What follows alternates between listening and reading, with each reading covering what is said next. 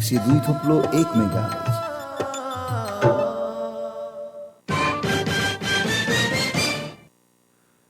अब समाचार विस्तारमा। नेपालमा कम्युनिस्ट पार्टी स्थापना भएको 73 वर्ष पुरा भएको छ। 73 वर्ष अघि आजकै दिन 2006 सालमा भारतको कोलकातामा नेपाल कम्युनिस्ट पार्टीको स्थापना भएको थियो।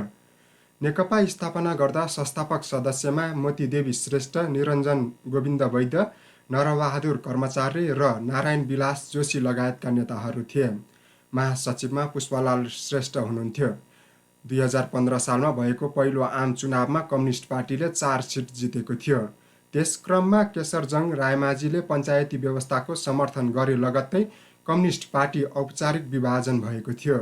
नेपालका कम्युनिस्ट पार्टीहरू धेरै पटक फुट र जुटको श्रृङ्खलामा सामेल भएका छन्। पछिल्लो पटक 2074 सालको चुनावमा गठबन्धन बनाएर चुनावमा गएका एमाले र माओवादी केन्द्र 2075 सालको जेठ 3 गते एउटै पार्टी बनाउन सफल भए पनि फेरि अलग पार्टी बनेको छ। एमालेमा पनि विभाजन भएको छ। आपसमा विभाजन भएका कम्युनिस्ट पार्टीहरू यसपालि कोही काङ्ग्रेससँग र कोही अर्को पार्टीसँग तालमेल गरेर चुनावी अभियानमा जुटेका छन्।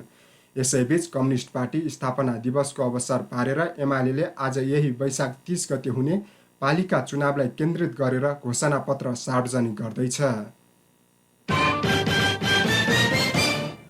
आज विश्व पृथ्वी दिवस। पृथ्वीमा लगानी गरौँ भन्ने नाराका साथ विभिन्न कार्यक्रम गरी मनाइँदैछ। विश्व पृथ्वी दिवसका दिन नेपालमा पनि विभिन्न कार्यक्रम गरिन्छ। दिवसको अवसरमा पर्यावरण तथा वातावरण संरक्षण सम्बन्धी जनचेतनामूलक कार्यक्रम हुँदै आएका छन्। रुख रोप्ने, हरियाली बढाउने, साइकल चलाउने र सकेसम्म पुनः प्रयोग गर्न मिल्ने ऊर्जा तथा प्लास्टिकको कम प्रयोगमा जोड दिने गरिन्छ। पृथ्वीको बढ्दो तापमान अहिलेको मुख्य चुनौती बनेको छ। वर्षेनी 0.18 डिग्री सेन्टिग्रेडका दरले पृथ्वीको तापक्रम वृद्धि भइरहेको छ, जसका कारण पृथ्वीको उत्तरी ध्रुवमा बरफका चुचुरा पग्लिँदै गएका छन्। प्राकृतिक विपदका घटनामा वृद्धि भइरहेका छन्। सन् 1970 अप्रिल 22 तारिकमा विश्वमा पहिलो पटक यो दिवस अमेरिकाले मनाएको थियो। सन् 2009मा संयुक्त राष्ट्रसङ्घको 63औं महासभाले अप्रिल 22 तारिकलाई विश्वभर पृथ्वी दिवसका रूपमा मनाउने निर्णय गरे अनुसार अहिले यो दिवस विश्वभर मनाइन्छ। अमेरिकाको सत्तारूढ डेमोक्रेटिक पार्टीका सांसदहरूको एक समूह 3 दिने भ्रमणका लागि आज नेपाल आउँदैछ।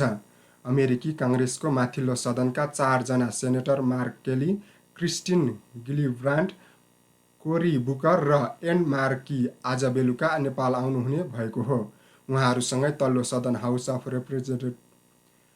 रिप्रेजेन्टेटिभ्स सदस्य मोन्डियर जोन्स पनि नेपाल आउँदै हुनुहुन्छ। नेपाल अमेरिका कूटनीतिक सम्बन्ध स्थापनाको 75औं वर्ष प्रवेशको पूर्व सन्ध्यामा यो भ्रमण हुन लागेको हो। अमेरिकी संसदीय टोलीले नेपाल भ्रमणका क्रममा रुसले युक्रेनमाथि गरेको आक्रमण लगायतका विषयमा पनि छलफल गर्नेछ। टोलीका सदस्य मार्क केली नासाका पूर्व अन्तरिक्ष यात्री समेत हुनुहुन्छ। टोलीले राष्ट्रपति विद्यादेवी भण्डारी, प्रधानमन्त्री शेरबहादुर देउवा, परराष्ट्र मन्त्री नारायण खड्का र काङ्ग्रेस सांसद मिनेन्द्र रिजालको नेतृत्वमा रहेको नेपाल अमेरिका मैत्रीपूर्ण संसदीय समितिसँग भेटवार्ता गर्ने कार्यक्रम छ। कोरोना भाइरस सङ्क्रमणका 2 वर्ष हुन नसकेको माध्यमिक शिक्षा परीक्षा एसई आजदेखि सुरु हुँदैछ। यसअघि 2 वर्ष विद्यालयकै मूल्याङ्कनका आधारमा नतिजा सार्वजनिक भएको थियो। यसपालि राष्ट्रिय परीक्षा बोर्डले तयार पारेको प्रश्न पत्रकै आधारमा विद्यार्थीले परीक्षा दिँदैछन्। पहिलो दिन आज विद्यार्थीले अनिवार्य अङ्ग्रेजी विषयको परीक्षा दिँदैछन्। परीक्षा अहिले 8 बजेदेखि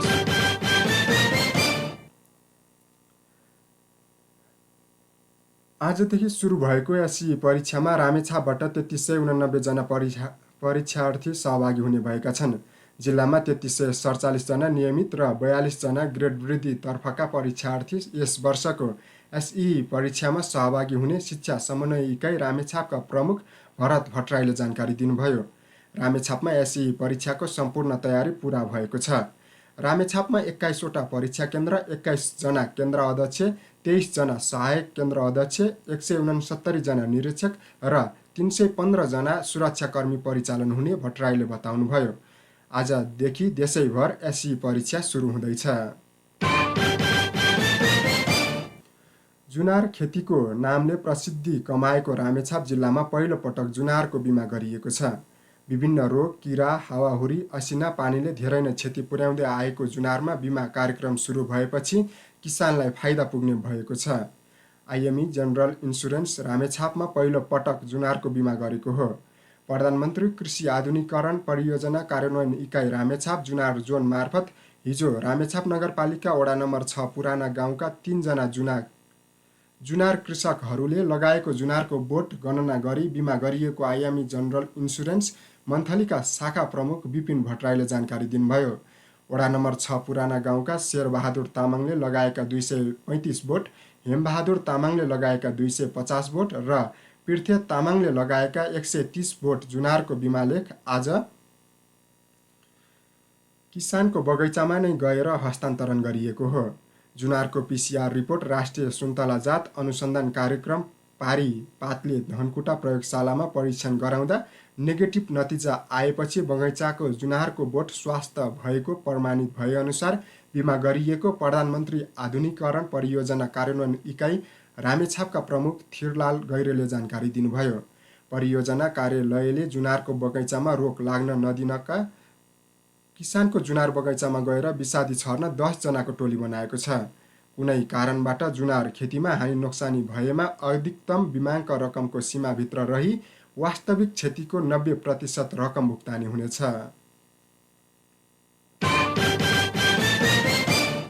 तपाईँ यति बेला बिहान 9 बजेको हजुरको समाचार सुन्दै हुनुहुन्छ। समाचारमा एकैछिन विश्रामपछि हामी बाँकी समाचारका साथमा आउने नै छौँ।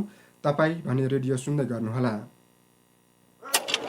दिदी, ए चञ्चली दिदी, कता हो? ओहो, लौ हेर, काम त मार छ त। अब 1-2 जना काम गर्ने मान्छे राख्नु पर्यो दिदी। हेर त कति जिस्काउन सकेको यसले। लु भन, किन आइस? यहाँ भरपर्दो केही काम गर्न सकिएन, अब विदेश जाउँ भनेको। तपाईँ त विदेश गएर फर्के कि त्यसैले के बुझौँ भनेर आएको नि दिदी। म त भन्छु सकेसम्म विदेश नजा। अब विदेश जाने नै हो भने गार्मेन्टको काममा जा। सुरक्षित हुन्छ, काम पनि सजिलो र कमाइ पनि राम्रो।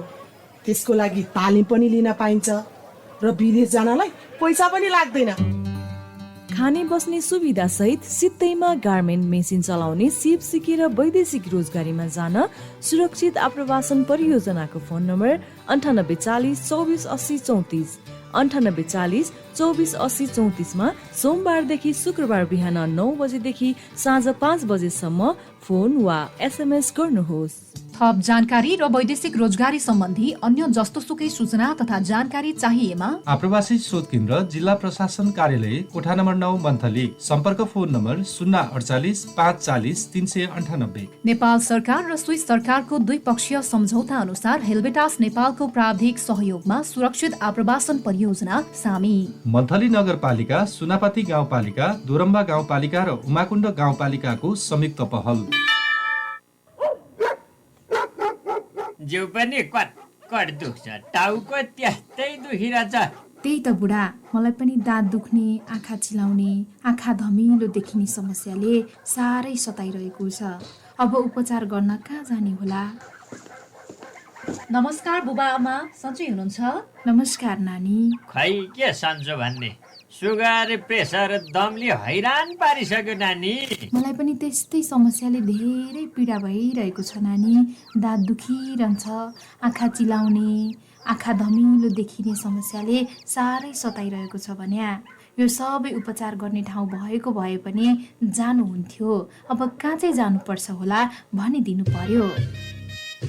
ल आमा, यो सबै रोगको उपचार त तपाईँ हाम्रै अस्पताल सुनकोशी सामुदायिक अस्पताल खुरकुटमा हुन्छ नि। साथै यहाँ त विभिन्न रोगका विशेषज्ञहरूबाट पनि सेवा लिन सकिन्छ नि। हजुर, तपाईँ हाम्रै अस्पताल सुनकोशी सामुदायिक अस्पताल खुरकोट सिन्धुली, सम्पर्क नम्बर 047 590 454 9854 043 230। हजुरको रेडियो 102.1 मेगाहर्ज।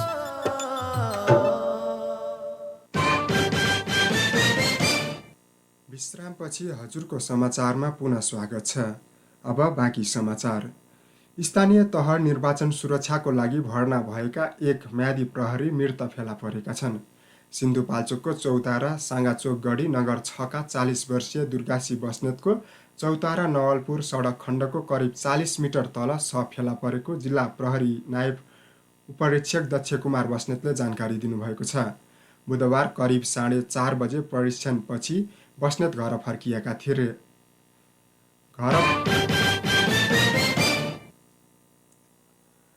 माथिल्लो मेलुङ ए जलविद्युत आयोजनाको निर्माण कार्य 1.5 वर्षदेखि रोकिएको छ। आयोजना निर्माणका लागि रकम अपुग भएपछि काम रोकिएको हो।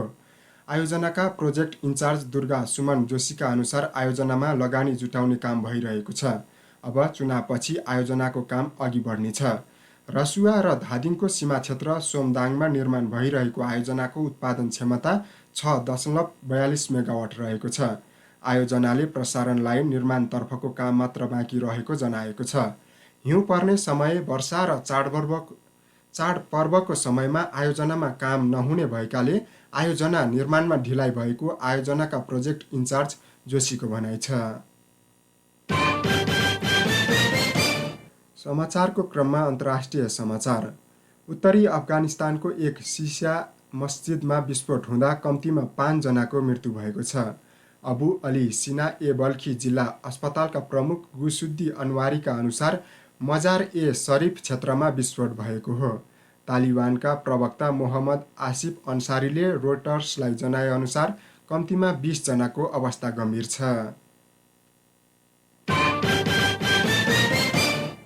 क्यारेबियन मुलुक हाइटीमा एक विमान दुर्घटनामा हुँदा 6 जनाको मृत्यु भएको छ। दुर्घटनामा विमान चालक सहित 6 जनाको मृत्यु भएको अन्तर्राष्ट्रिय सञ्चार माध्यमले जनाएका छन्। एउटा सानो विमान हाइटीको राजधानी पोर्ट ओ प्रिन्सको व्यस्त सडकमा झर्दा उनीहरूको मृत्यु भएको हो। विमान पोर्ट ओ प्रिन्स एयरपोर्टबाट बुधबार अपराह्न ज्याकमेल सहरका लागि उडेको थियो। हाइटीका प्रधानमन्त्री एरियल हेनरीले ट्विटर मार्फत मृतकका परिवारप्रति संवेदना व्यक्त गर्नुभएको छ। उहाँले दुर्घटनामा परेर घाइते भएकाहरूको पनि शीघ्र स्वास्थ्य लाभको कामना गर्नुभएको छ। तर घाइतेको सङ्ख्याबारे भने केही खुलाइएको छैन।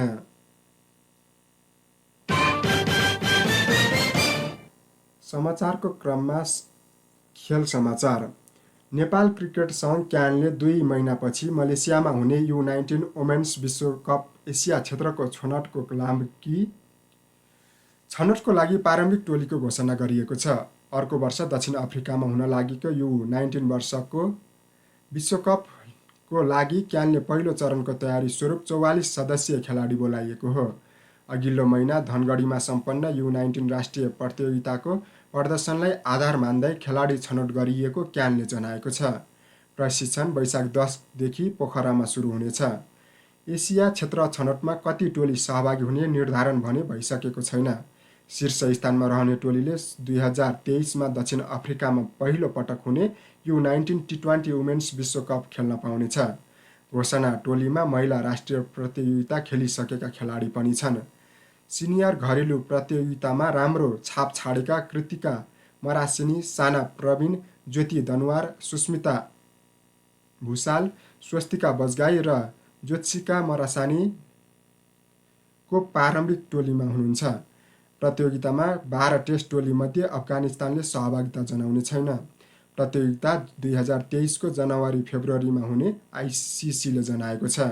प्रतियोगितामा कुल 16 टोली सहभागी हुँदा 41 खेल हुनेछन्। यिनै समाचारसँगै हामी बिहान 9 बजेको हजुरको समाचारको अन्त्यमा छौँ।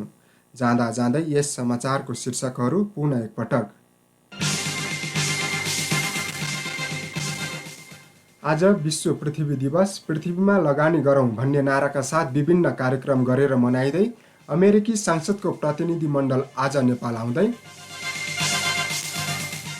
आजदेखि सुरु भएको एसई परीक्षामा रामेछापबाट 3389 परीक्षार्थी सहभागी। रामेछापमा पहिलो पटक जुनारको बिमा। सिन्धुपाल्चोकमा म्यादी प्रहरी मृत फेला। अफगानिस्तानको एक मस्जिदमा विस्फोट, 5 जनाको मृत्यु, 65 जना घाइते र 19 वर्ष मुनिको महिला विश्वकपका लागि क्यानले बोलाए 44 खेलाडी। हवस् त, बिहान 9 बजेको हजुरको समाचार सकियो। हाम्रो भेट बिहान 11 बजेको हजुरको खबरमा हुने नै छ। त्यतिन्जेलसम्मको लागि समाचार सहयोगी साथीहरूलाई विशेष धन्यवाद दिँदै म सुराज महत पनि यस समाचारबाट बिदा हुन्छु। नमस्कार।